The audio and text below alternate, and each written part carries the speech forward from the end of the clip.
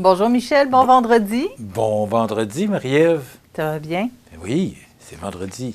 On a pu voir sur les images qu'on n'a pas trouvé d'oie hier, mais on sait qu'ils s'en viennent. Là.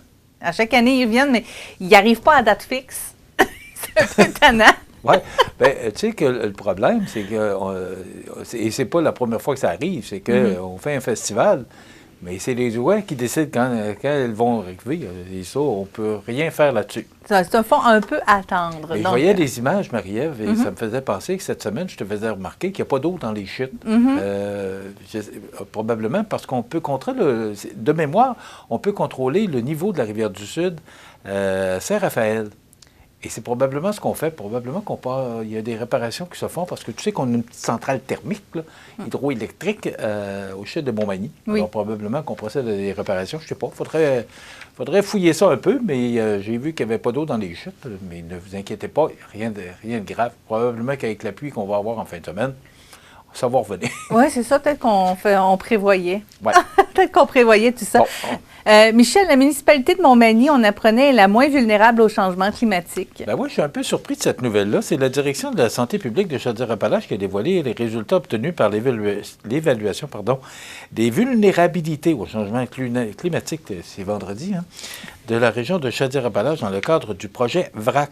Ce rapport constitue le premier d'une série d'outils destinés aux municipalités pour les guider dans la mise en action dans leur communauté afin de mieux se préparer à lutter contre la vulnérabilité au changement climatique. D'ailleurs, 6 aléas climatiques ont été identifiés pour les MRC de Montmagny, Lillet et Bellechasse, soit le réchauffement moyen, la chaleur extrême et les vagues de chaleur, les tempêtes et précipitations, les pollens allergènes, les vecteurs de maladies, les inondations, submersions et érosion côtière et la sécheresse. Donc, on est moins vulnérable que les autres. Oui, mais c'est dans le sens que, si j'ai bien compris, là, la nouvelle, on est moins vulnérable dans le sens qu'on est plus organisé. Oui. Puis on est sur le bord du fleuve. Mais pas dans le sens que ça risque pas d'arriver, mais plus qu'on est plus organisé bon, à ce niveau-là. Enfin, une bonne nouvelle. Faut quand même faire la nuance. Là. OK. Dans la MRC de Bellechasse, la municipalité de Saint-Nazaire de Dorchester est ressortie comme plus vulnérable. Donc, l'évaluation de la vulnérabilité régionale au changement climatique est la première phase du projet. Un plan d'adaptation régionale du climat est maintenant à venir.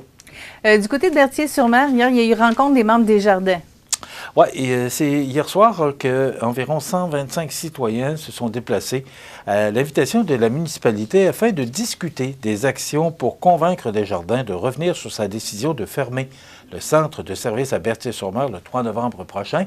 Et il semblerait qu'on ne reviendra pas sur la décision de fermer le centre le 3 novembre prochain. La présidente Lisanne Tanguay, entourée du vice-président Gilbert Caron et du directeur général Steve Ouellet, a insisté dans son intervention initiale sur le côté irrévocable de leur décision.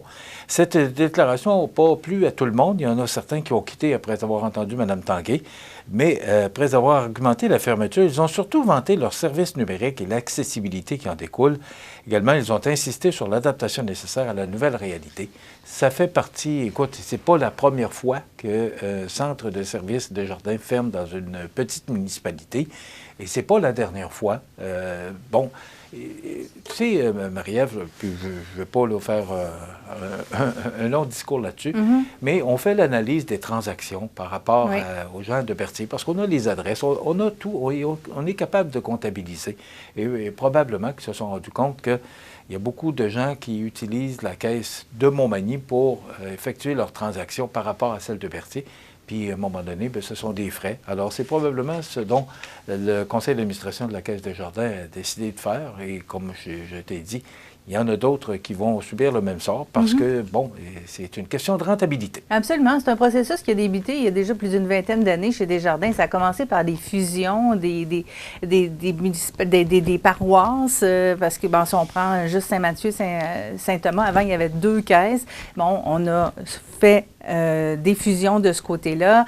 Il y a effectivement des services à certains endroits qui ont été diminués. Donc, c'est vraiment un processus qu'on voyait venir depuis un bout de temps. Ce n'est pas une énorme surprise. Écoute, je me souviens, lorsqu'il y avait eu fusion de la Caisse populaire Saint-Thomas et la Caisse populaire de Saint-Mathieu, d'ailleurs, on a été obligé d'aller dans un deuxième tour parce que ça n'avait pas passé tout de suite, la Caisse populaire de Saint-Mathieu. Et pourtant, on y est arrivé. Puis aujourd'hui, ben, je ne suis pas sûr que les gens changeraient les services qu'ils ont avec la Caisse des jardins de la MRC de Montmagny. Et d'ailleurs, pourquoi ça s'appelle la Caisse des jardins de la MRC de Montmagny? C'est parce que ça réunit plusieurs centres de services des jardins de la MRC. Voilà. Alors, voilà. Les habitudes de consommation des gens ont beaucoup changé au niveau financier aussi. Oui, Marie-Ève, puis il faut penser aussi qu'avec l'informatique, ben, ça a changé beaucoup de choses et ça va encore en changer beaucoup. Donc, aussi bien s'adapter. On va continuer à suivre le dossier quand même, parce que les gens de Berthier-sur-Mer se sont mobilisés.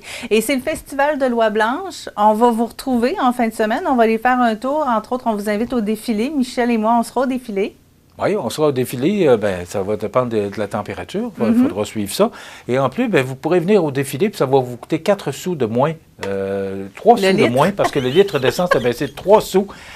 Croyez-le ou non, ça a baissé. Le baril, il faut que je te donne du temps, mais le baril a baissé de près de 10 cette semaine. Profitons-en pour le long week-end. Merci beaucoup, Michel. Alors, lundi à l'émission, on vous propose l'éducation au cœur de notre région aussi. Les filles de la Chambre de commerce et d'industrie de la MRC de Montmagny vont être sur place pour nous parler de leurs activités, de ce qui s'amène, de ce qui s'est fait aussi. On va sûrement revenir sur le piratage de la page Facebook. Et on vous invite à être des nôtres, à ne pas manquer la prochaine émission parce que Bonjour Côte-du-Sud fait peau neuve. Donc, il va y avoir beaucoup de changements au niveau visuel. On modifie les studios. On fait de la construction aujourd'hui. Donc, on vous invite à être des nôtres mardi pour assister à la grande première. Bonne fin de semaine à vous. Bonne fin de semaine.